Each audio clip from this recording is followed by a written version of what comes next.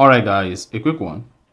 Here, I'll detail how to disable data usage for apps in Samsung.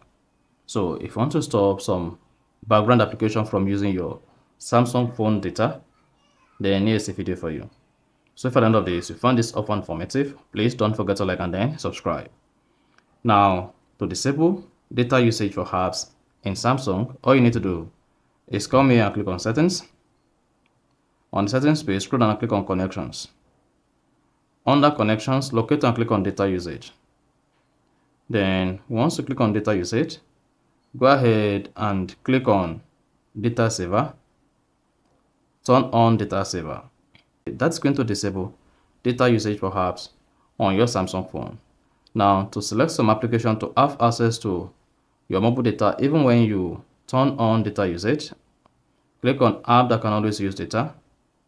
And then in this case, you want to select your most used application. So whenever you turn on data usage and you still want this application to use your mobile data, then go ahead and turn them on like this. So once you selected the application you want to use mobile data with, then you can now hit the back button and then you're good to go. So that is basically how to disable data usage for apps in Samsung. So if you found this offer informative, please don't forget to like and then subscribe.